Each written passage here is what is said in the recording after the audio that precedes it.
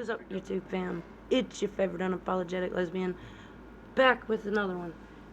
As y'all can tell, my beautiful wife is joining us on this reaction. And by the way, my bad. I know in my video earlier I said she went to work. I did not catch that until after I had already edited it and uploaded it and rewatched it. When I rewatched it, I caught that I said she went to work. She didn't go to work. She went to the gym. Don't want to lie to y'all. So, yeah, she went to the gym, not work. But she's going to react to 2 of the reactions I have for tonight. So, the first one is... Oh, dear. I forgot how to say this word. Catastrophic failures. These are videos she likes to watch. I do. So, without any further ado, let's get From a job site in Hong Kong that was short one excavator the next day, and a string of electric buses that randomly burst into flames, to a wild aluminum fire in Spain that sent 2 workers running for their lives. Here are 6 catastrophic failures that were caught on camera.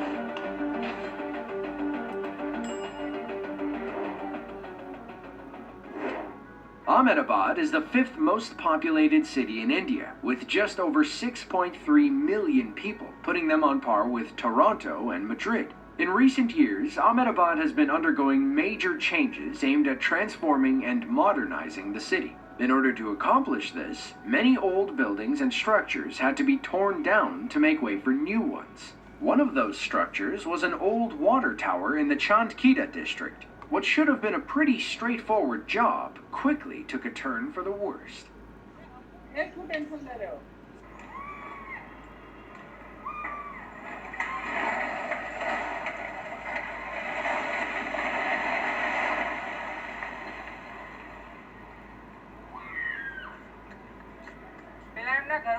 Did it fall on somebody?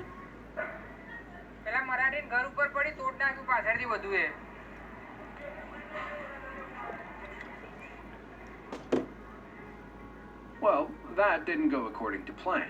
You can see a thin piece of rope or wire pulling on the tower. The structure gives way at the bottom, but ends up falling toward the house directly behind it.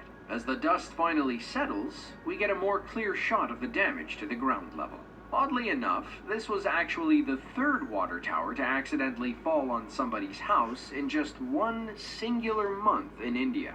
In this instance, 11 people who were in the home were told to evacuate by the company in charge of the demolition. According to the family who lived there, they just showed up one morning and told them to be out by the afternoon. Hopefully, they were compensated for the catastrophic destruction caused. Baise is the westernmost city in Guangxi province, China, right on the northeastern border of Vietnam. It's home to 4.3 million people who rely heavily on public transportation to get around. But after May of 2021, there were 5 fewer buses to go around. It was about 6 a.m. Locals in Baise were preparing to start the day when 5 electric city buses caught fire. The scary part is that nobody knows how the fire started. CCTV cameras roll as smoke bellows from the first bus. Then, kaboom! It bursts into flames, sending a massive cloud of smoke into the sky. Sparks ignite the nearby dumpsters, and the fire quickly spreads to the next bus. After a few moments, the 3rd bus and 2 dumpsters full of trash go up in flames. The fire eventually spreads to the 4th bus before anyone arrives to put it out. Look at how gutted the first few buses are. Nobody knows what started the fire. Most believe it was something battery related in the 1st bus. Something malfunctioned and it just exploded. Thankfully, nobody was hurt. I wonder who's going to pay for all that damage.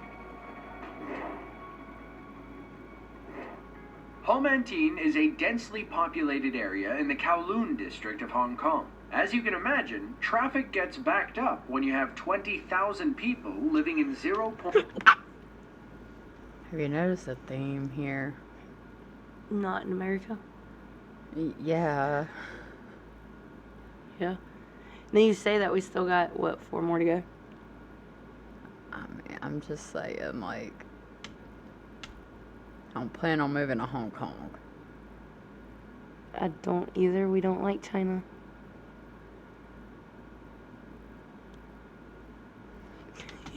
0.3 square miles. Hong Kong launched the Central Kowloon Route project to alleviate the pressure. It's a 3-lane, That's a lot. mostly underground A highway lot. running through the Kowloon Peninsula. The project began in 2017 and should be done by 2025. But on October 15th of 2020, they had a little accident. Workers hoist an excavator out of a giant ventilation shaft when it begins tipping forward. They Yup. know they can't save it and run as far away as possible. The machine finally comes loose and plummets into the abyss.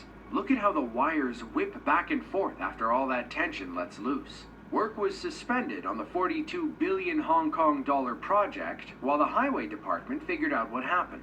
Someone didn't rig it right, or the excavator was too heavy. Thankfully, nobody was standing down there when the machine fell. We can't say for sure how deep that shaft goes. Dos Hermanas is a Spanish city of about 131,000 people. Many locals work in the Alu Europa aluminum factories, a series of 8 massive buildings and warehouses outside of town. Aluminum and other metals are very dangerous when they catch on fire. That's because water and most fire extinguishers only make things worse. 2 workers learned that lesson the hard way when an aluminum fire started out of nowhere. Our workers go about their business when something goes wrong in the back. Funny enough, it doesn't seem like the fire has anything to do with the guy holding the blowtorch. It quickly spreads, and the workers don't know what to do. One runs back to grab something before hightailing it out of the factory. That's when the sprinkler systems open a portal to hell. Seconds after they left the room, the entire roof caved in, covering the factory floor with flaming tiles. It took the fire department hours to quell the blaze. Thankfully, it didn't spread to the other buildings, and our 2 workers were okay. Metal fires burn at over 5,000 degrees. That's hot enough to break water into its components, hydrogen and oxygen. On its own, hydrogen is a highly flammable and explosive gas. Meanwhile, I didn't know we were going to school during this video. Right. oxygen breathes Welcome to this class, y'all. new life into the fire. In other words, pouring water on a metal fire is like pouring gasoline on a campfire. Learn something new. On April 20th of 2010, the Gulf of Mexico experienced the worst marine oil spill in history. Deepwater Horizon, also known as the BP oil spill, was one of the worst environmental disasters ever. An estimated 134 million gallons of oil spilled into the Gulf of Mexico, causing untold ecological damage. The incident began around 10 p.m. on April 20th, when an explosion on the Deepwater Horizon drilling rig claimed 11 lives. The Coast Guard notified NOAA around 2:30 a.m., but by then the damage was already ramping up. 2 days later, the Deepwater Horizon rig sank about 5,000 feet to the bottom of the Gulf of Mexico. Oil spilled from the site for 87 days before they finally capped it on July 15th of 2010. By then, 3.19 million barrels of oil, or about 134 million gallons, had polluted the Gulf of Mexico. According to NOAA, oil rose from a wellhead on the seafloor through more than 5,000 vertical feet of water. It covered 1,300 miles of shoreline across 5 states in thick black sludge. Between land and sea, the oil slick covered 43,300 square miles, an area about the size of Virginia. In 2016, BP was found responsible for the Deepwater Horizon disaster. They were forced to pay over $20 billion in fines, most of which went toward restoring the Gulf Coast. In the end, no amount of money can ever repair the damage caused by all that oil. You remember the heartbreaking pictures of birds, fish, and other animals covered in black goop, don't you? In the Israeli city of Rishon LeZion, about 5 miles south of Tel Aviv, a demolition crew arrived to remove an old bridge. They drove 3 pieces of heavy equipment into the middle to start tearing the thing apart. Somebody must have miscalculated, because what happened next is not how you dismantle a bridge. The excavators weaken the center, which causes the section they're on to come loose. The entire thing crashes down, dragging the heavy machinery with it. It's like those cartoons where someone saws off the branch they're sitting on. Local authorities arrived and detained the site manager. They probably had a few questions for him along the lines of, how does this even happen? According to the Times of Israel, our 2 drivers suffered minor injuries during the crash. Apparently, accidents like this aren't uncommon due to poorly enforced safety codes. If you enjoyed this video and want to see another just like it, then be sure to click the link on screen now. As always, thanks for watching, and be sure to tune in next time. Well, alrighty then. That was... Why are we driving heavy machinery into the middle of a bridge that we are destroying? to destroy the bridge. Okay, but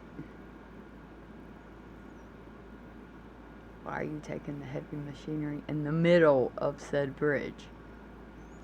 For that exact reason. This is why women live longer than men.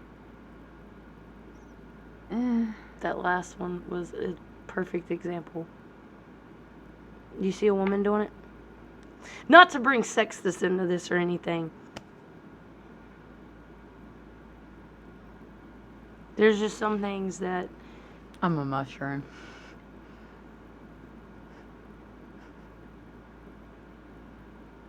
What?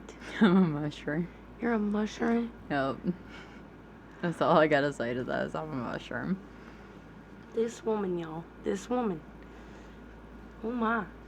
Okay, well, I am so... I almost done it. Unapologetic lesbian, but I am gonna say I'm sorry because that was boring.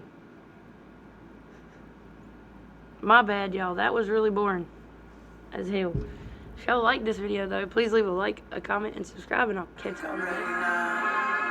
Cause my life is like a movie. My life is like a movie. And everybody watching now.